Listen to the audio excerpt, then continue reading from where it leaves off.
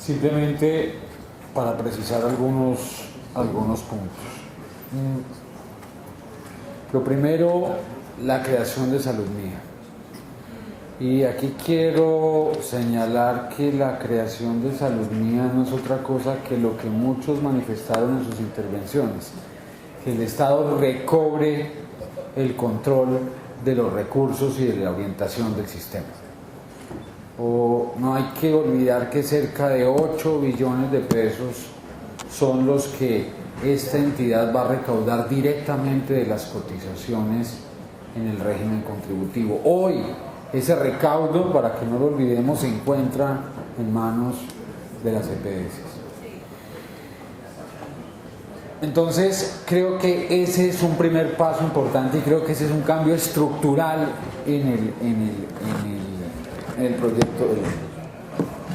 Alguien preguntaba acá cómo iba a responder este cambio a el problema que señalaban en Palmira, que señalaban en los diferentes municipios sobre el flujo de recursos. Quiero mencionarles solamente una cosa. En el régimen subsidiado, hasta hace un año, los recursos se demoraban desde que se giraban de la nación hasta que llegaban al hospital en un promedio de 120, 150 días. En el régimen subsidiado, hoy los recursos se giran 5 días de manera anticipada y llegan a un sinnúmero de hospitales públicos y privados.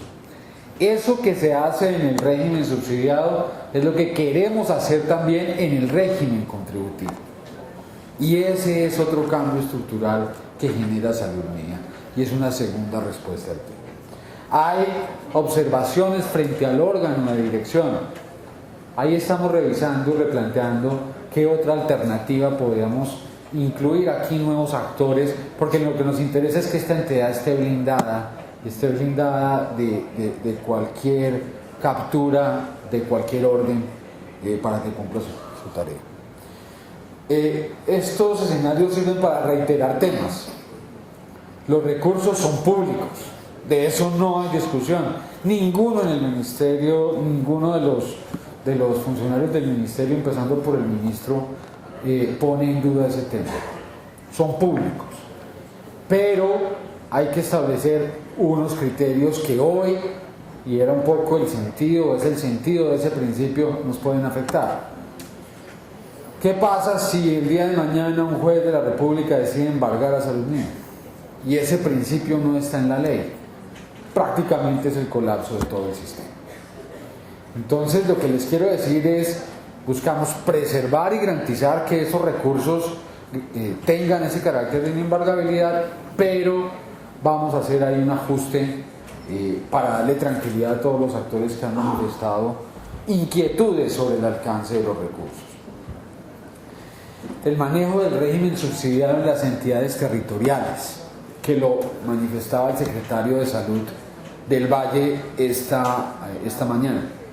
Nosotros estamos convencidos y de suerte que creemos en el tema de la descentralización. Y ustedes han visto cómo le estamos apostando a con una serie de medidas a profundizarla aún más. Pero lo que no creemos es que el régimen subsidiado simplemente se convierta en una transferencia de recursos de manera directa a las secretarías de salud sin ningún tipo de organización corporativa que garantice la atención de los servicios.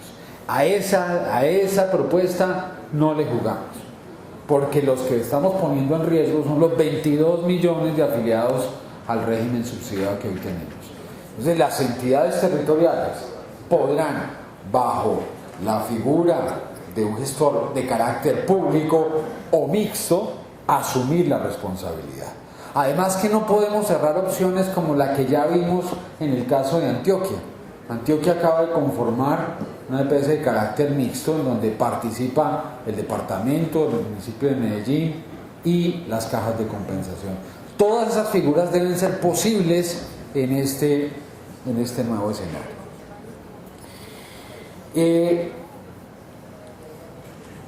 Apareció en una de las intervenciones el tema sobre la formalización de los trabajadores de los hospitales públicos.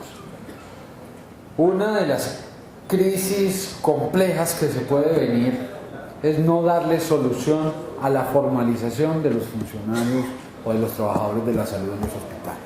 Ayer precisamente estábamos discutiendo con el ministro de Hacienda los efectos que esto podría tener de no tomarse una medida. Pues bien, en el proyecto de ley, y ese será un debate que habrá que dar en la Comisión Séptima, estamos pidiendo unas facultades para proceder a determinar ese régimen especial para los trabajadores de la salud y para garantizar su incorporación y su formalización. Algunos dicen probablemente sea mejor llevarlo como un proyecto de ley nuevo, probablemente sea mejor incluir parte de los artículos allí.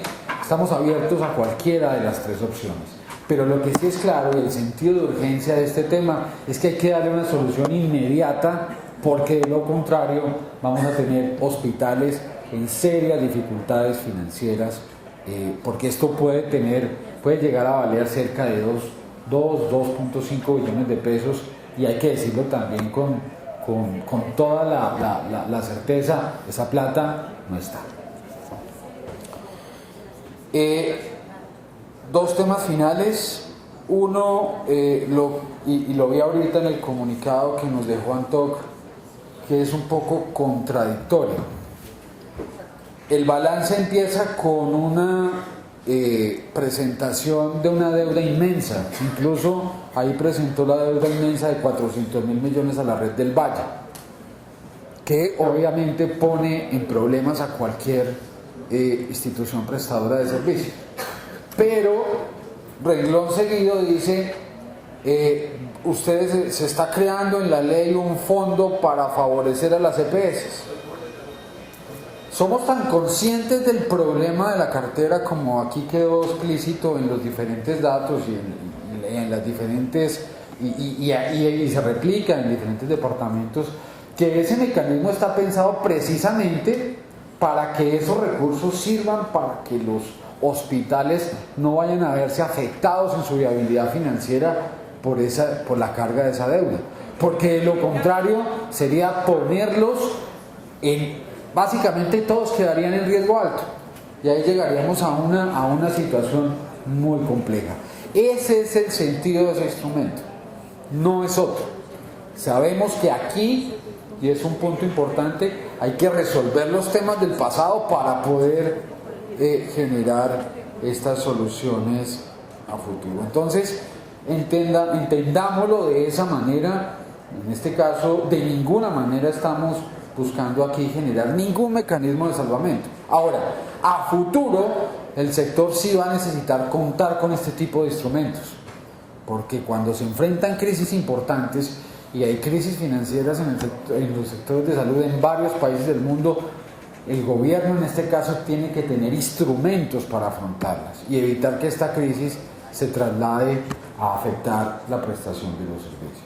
Y por último, frente al tema de los seguros privados, que lo mencionaban entre personas con capacidad de pago y personas sin capacidad de pago, pues básicamente es bueno entender una cosa, y lo mencionaba la señora de los pensionados en su intervención. Decía que la señora tenía que aportar el 12% como pensionada, y que además de ello tenía que pagar su medicina prepagada. Y en el fondo yo le encontré la razón, es inequitativo de alguna forma. Aquí, ¿qué le estamos proponiendo a esa señora? Le estamos proponiendo que coja su 12%, el 12% que hoy está cotizando, lo siga cotizando, pero que una parte de lo que se le va a reconocer per cápita, ella se lo pueda llevar para ir a un seguro privado. Esa es una libre elección que no le podemos negar a la población que así lo quiera hacer. Descuentan por ley. Pero va a ser una decisión libre. El sistema deberá asegurarle a todos los colombianos la prestación de los servicios que están establecidos en mi plan. Pero quien lo quiera hacer debería tener esa posibilidad. digamos, ese es el sentido. Probablemente habrá que hacer mayores aclaraciones en el texto, pero era un poco devolverle el sentido de equidad a esa señora pensionada que ponían en el ejemplo de esta manera. Finalmente, senador Delgado, agradecerle en nombre del Ministerio este espacio, primero para escuchar lo que la gente siente sobre el tema, segundo para permitirnos a nosotros contarles a ustedes, a veces de una manera breve, pero con el detalle que alcanzamos, los objetivos de este proyecto de reforma, que como el ministro lo ha dicho en sus diferentes intervenciones, está abierto al debate y al mejoramiento. Muchas gracias.